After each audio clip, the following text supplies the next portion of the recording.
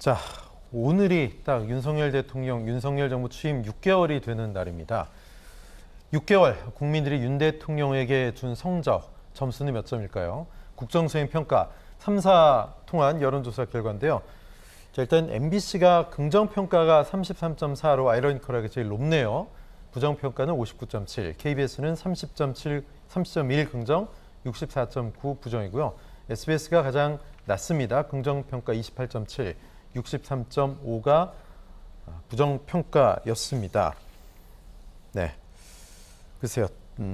취임 6개월인데 지금 뭐 국민의힘 측에선 포퓰리즘을 우리가 안 해서 지지율이 낮다 이렇게 얘기하고 있는데요. 박 교수님, 그건 아니지 않습니까? 포퓰리즘을 안 해서라기보다는 저는 뭐 F학점을 줄 수밖에 예. 없어요. 윤석열 정부가 어떻게 대통령 집권을 했느냐? 반민주당 기치를 걸고 집권을 했습니다. 예. 0.7% 차이의 아슬아슬한 승리였습니다. 자, 그런데 지난 6개월 동안 50%에 가까웠던 지지율이 30%대로 떨어진 이유가 예. 포퓰리즘을 안 해서라고 얘기합니까? 저는 이유를 모르겠습니다. 가장 국민들이 답답해하는 부분이 뭐냐? 반문 알겠고 반민주당 알겠는데 그럼 국민들을 어디로 이끌고 갈지 비전이 뭔지를 6개월 동안 보여주지를 못했습니다. 지금도 윤석열 정부가 어디로 가고 있는지를 아직도 국민들은 잘 몰라요. 네. 즉 국민들에게 우리 일로 갑시다라고 하는 걸 명확하게 보여주지 못하고 있는 게 가장 큰 원인이고, 두 번째는 비호감으로 시작한 정권입니다. 비호감 정권을 호감으로 바꿀 그런 능력도 없고 의지도 없다라고 하는 게 드러나는 게 문제라고 봐요. 예. 본인들이 비호감이면 비호감을 없애기 위한 그런 노력이 필요한데 오히려 비호감의 그 한 축, 그러니까는 이제까지 가장 잘한 거는 반민주당을 가장 잘합니다. 문재인 정권 때리는 거랑 그 민주당 때리는 일들은 굉장히 날카롭게 잘하는데 그 외의 모든 문제에 대해서는 비전도 없고 능력도 없고 의사도 없는 것 같아요. 뭐 예를 들어 포용이나 협치 바라지도 않습니다. 제발 그 정무 감각이라고 예. 하는 걸 좀 가졌으면 좋겠다. 예. 정무 감각도 없고 의사도 없고 의지도 없고 도대체 국민들이 이런 상태에서 윤석열 정부에 대해서 F학점을 줄 수밖에 없는 상황 아니냐. 예. 좀 그런 점에서 좀 굉장히 안타까운 상황이라고 봅니다. 예. 그럼 역대 대통령들과는 취임 6개월 차 지지율 어떻게 비교해 볼 수 있을까요? 자, 지난 문재인 정부는 73%였습니다. 6개월 시점에. 그리고 박근혜 정부는 59% 긍정평가.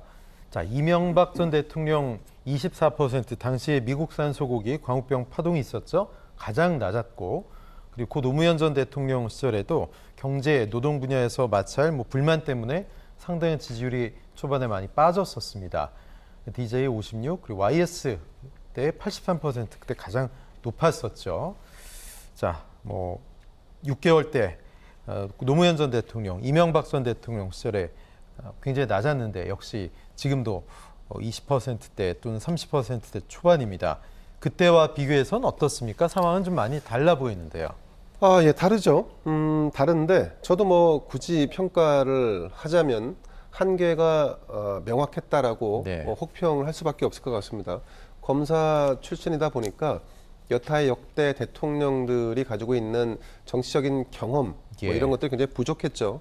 예, 그에 따라서 국정 운영도 미숙하거나 미흡하다라고 하는 평가로 이어졌던 것 같습니다. 다만 근데 현재 낮은 지지율에 굳이 큰 의미를 둘 필요는 좀 없다라고 봅니다. 국정은 5년 동안 이어지는 것이고 지난 6개월이 중요한 게 아니라 그 6개월을 반면 교사로 삼아서 예. 앞으로 4년 6개월 남은 기간을 어떻게 가져갈 것인가가 좀 중요하다고 봅니다. 지금 좀 전에 말씀하신 것처럼 역대 대통령의 6개월 당시의 지지율을 볼 때 김영삼 전 대통령의 지지율이 굉장히 경이롭게 높지 않습니까? 네. 83%를 찍었는데 이때는 왜 그랬을까? 금융실명제 등 우리 사회에 필요했던 개혁 입법들이 계속 이루어졌고 하나회 척결 이런 것도 하나의 있었죠. 척결도 있었고요. 예. 그리고 새로운 민주정부가 들어왔다는 그 사실의 기대치가 예. 굉장히 높았습니다. 그거는 김대중 대통령으로 이어지는 이 정권마다 바뀌긴 했습니다만 예. 기대치가 쭉 상승 이어지는 이런 곡선이 있었는데 지금 윤석열 정부는 사실은 집권 초기에 어떤 대형 사건이 존재하지 않았음에도 불구하고 네. 이미 지지율은 추락했고 그 추락한 상태에서 이태원 참사까지 이제 발생한 거 아니겠습니까? 자, 그런 측면에서 보면 이제 남은 4년 6개월을 어떻게 보낼지가 중요합니다. 근데 지금 아쉽게도 개선될 수 있는가에 대한 부분에 대해서 퀘스천이 드는 게 네. 이번 이태원 참사 사실 서둘러 사과하고 인사 조치하고 그리고 국정을 쇄신하는 모습을 신속히 보여달라고 하는 요구가 여야에서 계속 나오고 있습니다. 그럼에도 예. 불구하고 대통령이 선제적 혹은 이런 순발력을 발휘하지 못하고 있다는 측면에서 보면 역시 검사 출신 대통령이 갖는 한계가 있구나. 그 검사 출신이 갖는 어떤 정치권에 대한 불신 그리고 고위공직자로서 살아오면서 의전에 익숙해진 측면 그리고 여기에 대통령까지 됐으니까 권위주의까지 더해지면서 사실 이런 부분들을 탈피하지 않고는 남은 4년 6개월도 굉장히 고전할 수밖에 없다. 예. 이렇게 좀 보여집니다. 자, 남은 4년 6개월을 국민의 눈높이에 맞출 수 있을까? 그렇다면 국민들은 4년 6개월 후 지도자를 벌써 누구를 생각하고 있을까? 차기 지도자 적합한 분 누군지 여론조사 해봤더니 자, 이재명 민주당 대표가 현재 1위입니다. 38.3 압도적이고요. 자, 범여권에서는 한동훈 법무장관 18%로 1위입니다. 상당히 급부상한 지금 후보가 되겠죠. 대통령 후보군 중에서 그다음 오세훈 서울시장, 홍준표 대구시장, 이낙연 전 대표 그리고 유승민 전 의원, 안철수 의원, 김동연 지사, 박용진 의원 이 순입니다. 자, 한동훈 장관 외에는 그렇게 특별한 새로운 인물은 안 보이는데 그만큼 새로운 인물이 없는 게 아닌가 이게 또 우리 정치의 현 주소가 아닌가 하는 생각도 들고 물론 굉장히 대선까지 많이 남았기 때문에 지금 저기 이름 들어가 있는 분들 또 지지율 의미가 없을 수 있습니다. 자, 김대현 평론가님 저 지표 어떻게 바라보세요? 네, 현재 윤석열 정부의 지지율이 워낙 낮다 보니까 예. 원래 정권 초에 차기 대통령이 누가 될지에 대한 관심은 그렇게 많지 않습니다. 그렇죠. 그런데 지금 같은 경우는 지지율이 낮다 보니까 자꾸 관심이 차기로 옮겨가는 것 같은데 제가 전에도 한번 말씀드린 적이 있는데 차기 대선은 이재명 대 한동훈이 될 가능성이 상당히 있고 그 가능성은 점점 더 커져가고 있다 이렇게 말씀을 드린 적이 있습니다.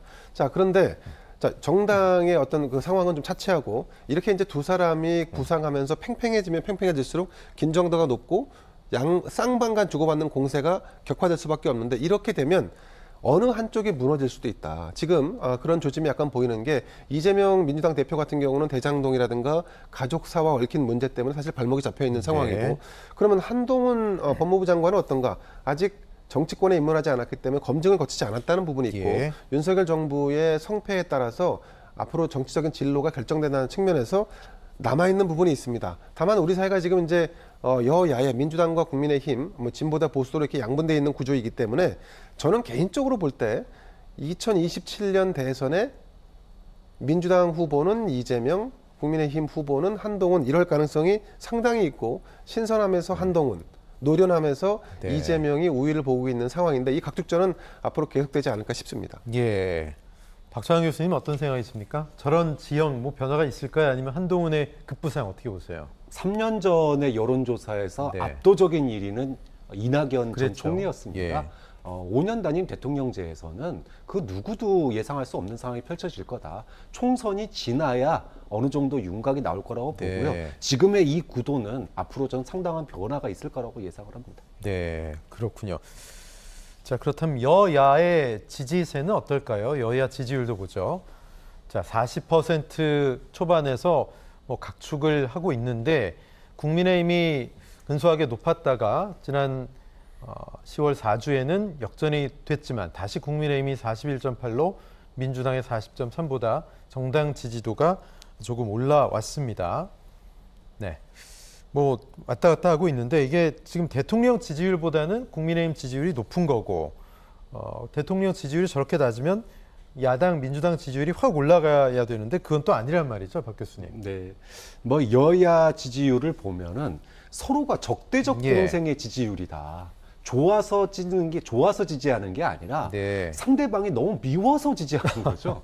예. 저는 그 이상 그 이하의 의미도 없다고 봅니다. 네. 근데 민주당이 반사 효과를 노린다면 국민의힘의 지지율이 떨어지고 민주당의 지지율이 올라가야 돼요. 예. 그런데 민주당의 지지율이 그나마 반사 효과를 받았기 때문에 저는 이 정도라고 봅니다. 예. 그 얘기는 뭐냐 하면 중도층에게 매력 있는 정책을 내놓지 못하고 있고 이재명 대표는 사법 리스크 속에서 한 발짝도 못 나가고 있습니다. 네. 이것이 민주당이 반사 효과를 제대로 못 누리고 있는, 즉 대선 전과 바뀌게 뭐가 있냐라고 하는 그 물음표가 계속 따라다니는 거고, 꼬리표가 따라다니는 거고, 예. 국민의힘이야말로 정말로 적대적 공생의 산물이다. 네. 국민의힘이 지금 하고 있는 게 도대체 뭐죠? 이제까지 내전 싸움질만 해왔습니다. 그런데 그럼에도 불구하고 40% 가까운 지지율이 있다라고 하는 것은 국민의힘이 잘해서가 아니라 나는 이재명 싫고 민주당 싫어서 지지하는 사람들이거든요. 자, 이렇게 놓고 본다면 예. 이런 지지율은 정말 끔찍한 지지율이다. 적대적 공생의 지지율 아니냐. 안타까운 예. 지지율이라고 봅니다. 예. 김재현 평론가 어떻게 보십니까? 지금 국민의힘 지지율, 뭔가 민주당 지지율 그리고 대통령 지지율이 뭔가 인지 부조화가 일어나는 그런 느낌이거든요.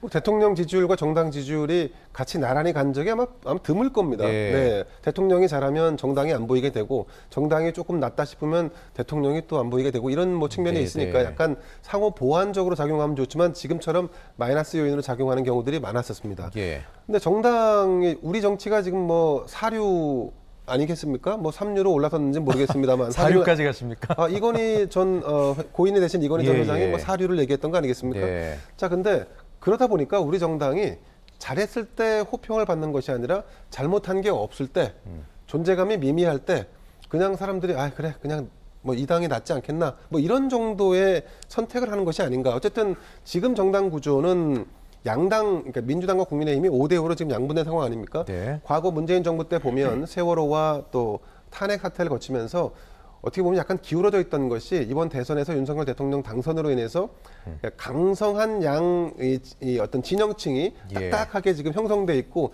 이 고착화되어 있는 부분들이 계속 유지되고 있다. 예. 윤석열 정부의 지금 바닥을 치고 있는 이 지지율이라든가 이 정당에서 특별히 양 정당에서 특별히 변수가 발생하지 않는 한 예. 이 지지율은 저는 고착화될 가능성이 높다라고 봅니다. 그러면 예. 더 큰 문제는 지금 정당의 지지율이 중요한 것은 내년에 있을 총선의 문제인데 예. 내후년에 있을 총선의 문제인데 이 지지율이 고착화될 가능성이 높기 때문에 총선 때 국민의힘이 더 많은 의석을 확보할 가능성이 높아지고 있다는 예, 점. 예. 이 점에서 저는 사실은 오히려 민주당에서 굉장히 위기의식을 가져야 한다라고 보고 예. 또 한 가지는 이렇게 양 정당이 지지세를 고착화시키면 이건 사실은 중간층에 있는 유권자들 입장에서는 대한정당을 상실하는 부분이기 때문에 그런 점에 대해서는 좀 아쉬움이 남습니다. 예.